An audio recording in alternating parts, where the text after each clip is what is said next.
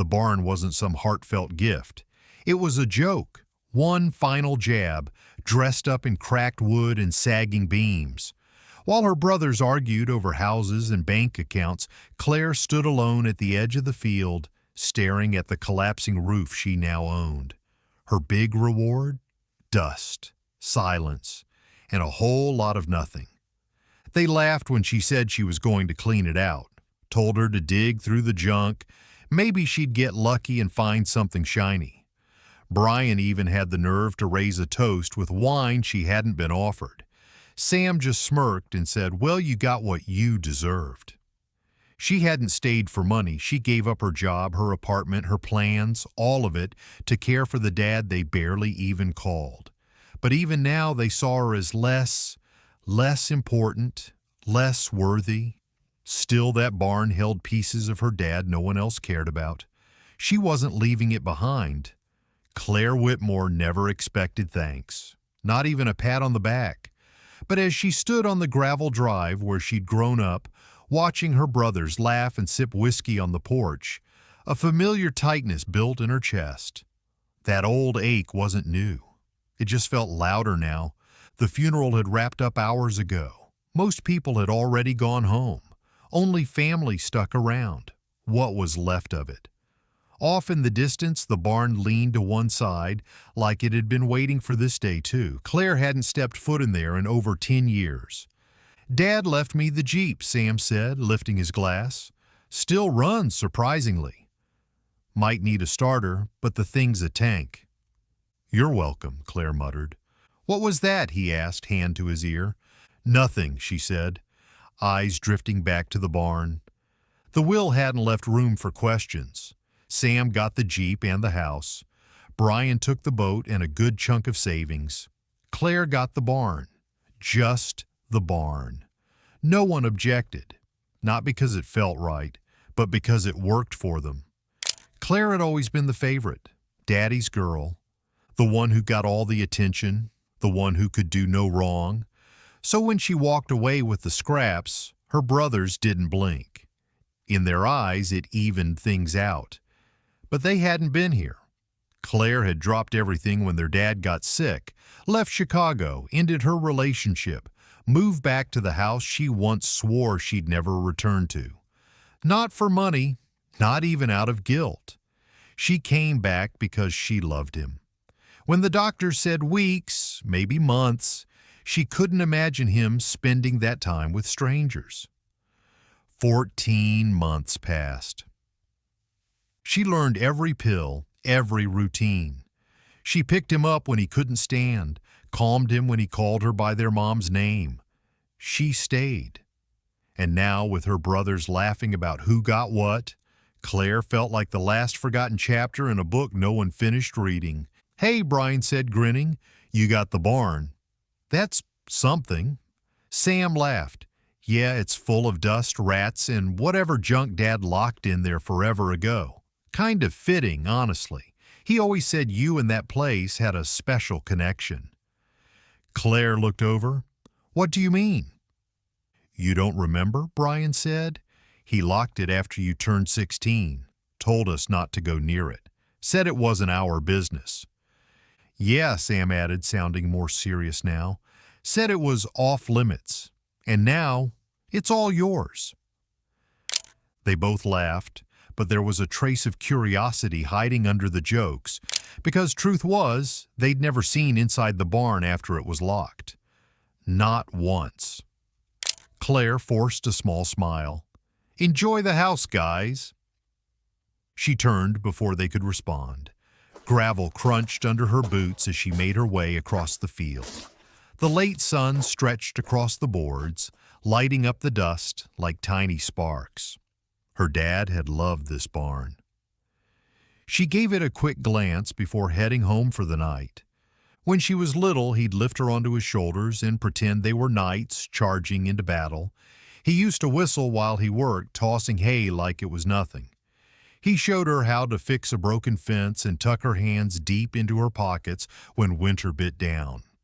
But after she turned 16, things shifted. The barn went quiet, and so did he. especially when it came to whatever he kept inside. That morning, as Claire made her way toward the barn, both brothers followed, arms crossed, smirking. "Finally opening the vault," Sam called. "Wonder what Dad thought was so important to keep from us," Brian added. Claire didn't answer. She reached for the old latch, where the heavy padlock used to hang. It was gone. The door creaked open, letting in a stripe of dust-heavy light. All three of them leaned in. Just hay, spiderwebs, and old tools.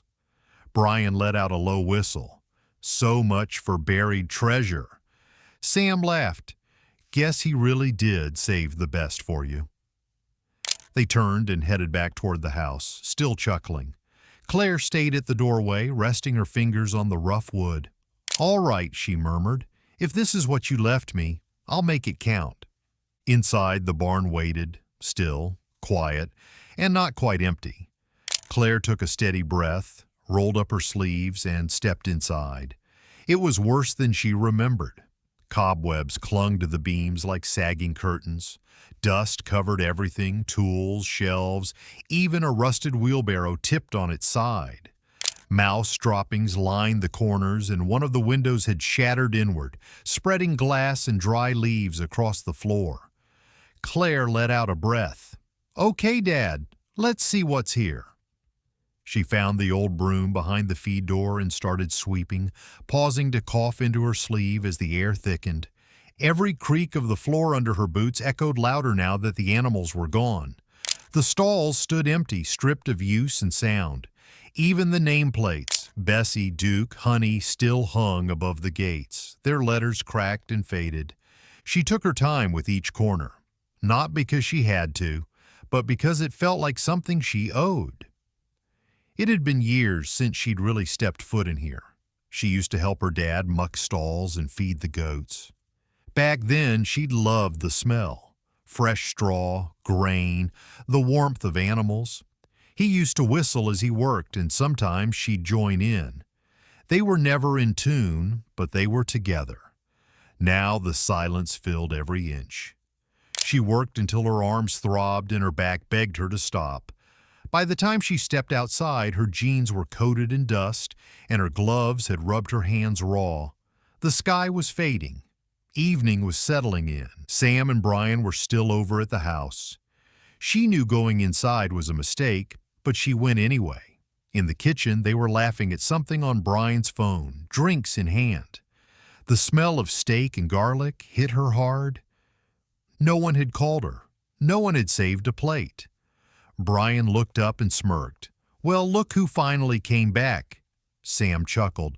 "Hey, Claire, make any new friends in the barn?" Claire gave a tight smile. "I've been cleaning, trying to make it usable." "That dump?" Sam laughed. "Good luck making it look like anything but a mess." Brian raised his glass. "She should be thankful she's got it all to herself," he said. Claire felt her stomach tighten. She tried to let it slide, but her voice cracked as she answered. "I stayed. Over a year, I gave up my job, my life. I'm not asking for anything, but don't pretend I didn't earn more than dust and mold." Brian shrugged. "You didn't stay for the money, right? So why do you care?" Sam leaned back in his chair. "Maybe you'll find something shiny in there." Their laughter cut sharp. Claire turned and walked out without saying another word. That night she lay in her childhood bedroom, eyes locked on the ceiling, fan turning in slow, creaky loops. Her hands were clenched, chest burning. Not over the barn. Not over the will. Because they still didn't see her. The next morning she pulled open the barn doors again, jaw tight, fingers trembling. She was done staying quiet. Done waiting for anyone else to care. She was going to turn this place into something that mattered. Claire came back just after sunrise, wrapped in one of her dad's old flannel shirts that still faintly smelled like his aftershave. The cold stung her fingers and frost clung to the tall grass, like the season hadn't decided what it wanted to be. She started right away, sweeping, sorting, stacking anything worth keeping. There wasn't much. A few rusted tools, broken fencing, and an old saddle with cracked leather. Still, it felt good to bring some order back, like she was slowly restoring something lost. By mid-morning, she reached the last stack of hay piled behind the feed bins. It had been there forever, never touched, not even when her dad had energy to clean. She paused, hand hovering. Something about it felt off. She exhaled and started pulling it apart. The hay was damp and heavy in the center, clumped together. She worked fast, shaking dust from her gloves as it floated like smoke in the morning light. A few minutes in, her knuckles hit something hard. She froze, then cleared more hay away. Wood, a board, old worn with a metal ring bolted to the top, a trap door. Her heart kicked hard in her chest.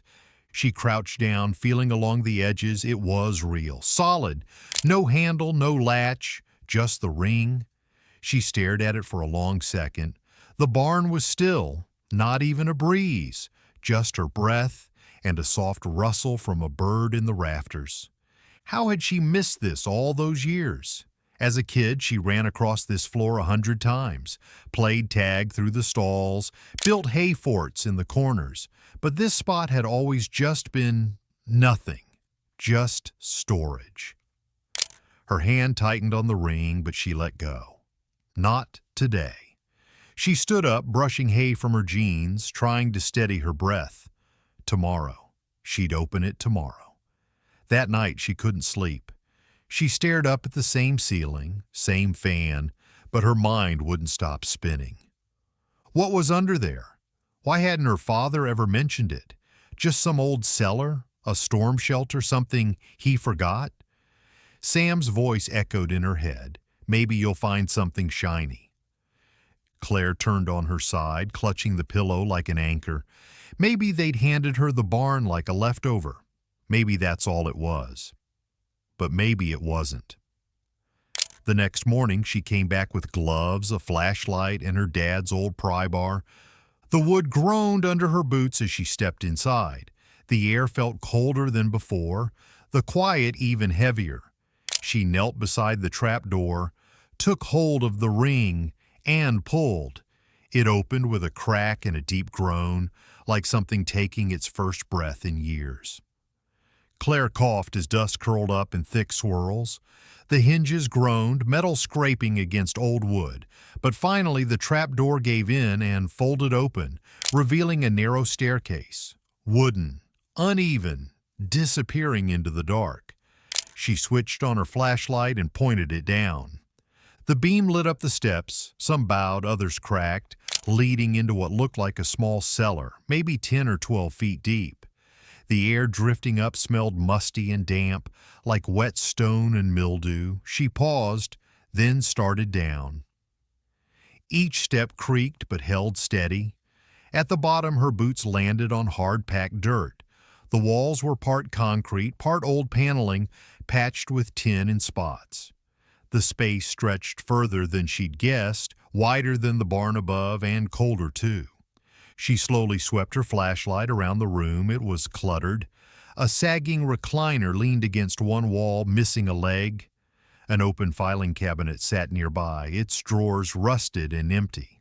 Shelves were lined with boxes full of papers, old newspapers, and faded photo frames.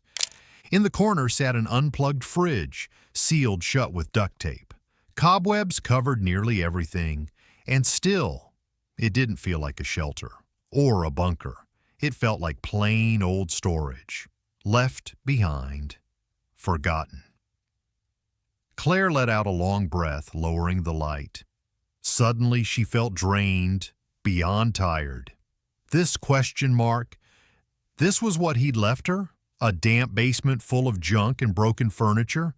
Maybe this was where he tossed the stuff he didn't know what to do with. Maybe the barn really hadn't meant anything at all.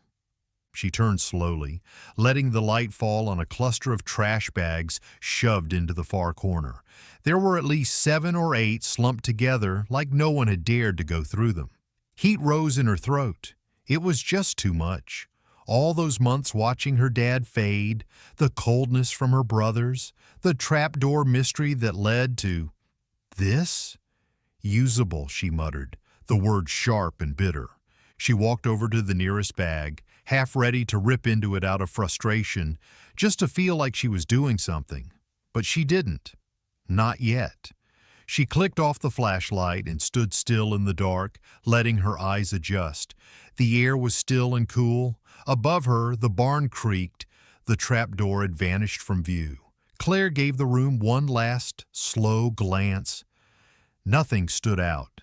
No secrets. No message. Just damp junk piled in shadows. But still something tugged at her. If this place didn't matter, why hide it under lock and key? Her hand brushed one of the bags. It crinkled loud in the silence. She felt the barn's weight above her, heard her brother's laughter echo in her head. Claire narrowed her eyes. Tomorrow she'd go through every single one. That night, sleep never came. She kept playing it all back, her brother's smug looks, the way Brian brushed her off, the trace of her dad's laugh still clinging to the barn walls. She thought she'd made peace with what was left behind, but maybe not. Now it felt like they tossed her the barn just to see what she'd do with it, like it was a dare. Fine. She'd take it. She was up early, yanking the trap door open again so fast it startled a crow off the roof. Her flashlight beam sliced through the dark. Her boots hit the floor and she walked straight to the bags. She grabbed the first one, taped tight and heavy, and dragged it to the center of the room. She stood over it, muttered, "All right, let's see what's so important," then ripped it open. Inside was a messy pile of old clothes, folded sheets, and a small wooden toy tractor, scratched, missing wheels. Her hands moved through it all, not sure what she expected. At the bottom, a photo of her dad holding her as a baby, both of them covered in hay, laughing. She blinked hard. Moved on. The next bag held notebooks with pages stuck together, expired cans, and a broken wall clock still set to 6:13. Then she pulled out a wine bottle, dusty, still sealed. She turned it over and gave a dry smile. A 1993 Cabernet labeled with a sticky note, "For a day worth remembering." The third bag didn't tear easily. She wrestled with it until frustration won. Then she hurled it against the concrete wall. Glass shattered. "Damn it," she snapped, backing up as red wine spread slowly across the dirt like a thick, bleeding stain. Then she heard it, a quiet metallic clink. Something small, rolling. She spun, flashlight in hand, the beam following the sound. A small brass key had landed near the base of the broken recliner. Claire crouched and picked it up. Tarnished but clear, it was a skeleton key with a faded ribbon tied to it. On the brass, the initials, CM. Her breath caught. She glanced at the torn trash bag, then at the others still sitting in the shadows. Her pulse quickened, not from fear, but something deeper. This wasn't random. It was planted. Claire stood, gripping the key tight. Her hands trembled. Not from cold, but from the realization settling in. There was more, and her dad had meant for her to find it. She didn't hesitate. With the first key in her jacket pocket, she tore through the remaining bags like someone uncovering layers of a secret. Dust swirled, cobwebs stuck to her sleeves, glass crunched under her boots. Bag after bag, odd things surfaced. A journal in her dad's handwriting, cracked dishes, a half-used shaving kit, but also personal pieces, an old photo album with her childhood drawings, a ceramic horse from her 3rd birthday. Then in a bag that smelled like cedar chips, she found the second key, wrapped in a silk handkerchief like the ones he used to wear on Sundays. Silver, smaller, and just as detailed. Same deep red ribbon. Claire sat back, staring at both keys in her palm. "What are you trying to tell me, Dad?" she whispered. This wasn't junk. He'd planned it. Her eyes moved to a stack of bags pushed against the far wall. Behind them, she found a wooden cabinet. Shoving it aside revealed a hollow space, and there it was, a steel safe set into the wall. Dusty, heavy, with 3 keyholes. Her heart pounded. She dropped to her knees and inserted the first key. Click, then the second. Click. Nothing else. 1 key left. She stood and eyed the last few bags. She wasn't tired now, she was close. Whatever was inside this safe wasn't just money. It was meant for her. The last key took time. The first bag held shredded papers. The second, broken lamps. Then in the second to last bag, she found it. Small brass, tied with the same deep red ribbon. She held it to the flickering light, then turned back to the safe. First key, click. Second, click. Third, click. The lock gave with a deep, echoing thunk. Dust fell as the door creaked open. Inside was an envelope sealed with wax and her father's signet. Beneath it, bills, gold coins, jewelry, a velvet pouch, passports, old deeds, and a bank ledger. But she only cared about the letter. Inside was his handwriting, steady and slanted. Cupcake, if you're reading this, then you didn't give up. You never did. Even as a kid, you kept going until your hands were raw and your heart was sure. I always loved that about you. I didn't give you the barn because it was worthless. I gave it to you because it was ours, because I knew you'd remember.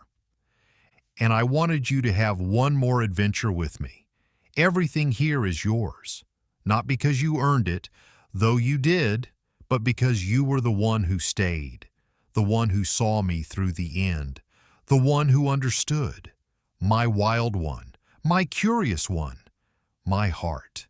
Love, Dad. Claire held the letter to her chest. She didn't cry, not right away. She just sat there quiet, surrounded by dust and broken things, feeling his love tucked into every corner. She smiled, soft, shaky. He had seen her. He hadn't forgotten. She didn't tell her brothers, didn't wave the letter in their faces. She simply locked the cellar, cleaned the barn until sunset, and left with something lighter in her chest. That night she sat at the kitchen table, the letter beside her, tea gone cold. She read it again.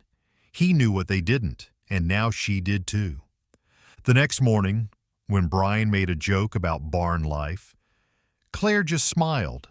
Not smug, not bitter, just calm. She didn't need to explain. Instead, she got to work.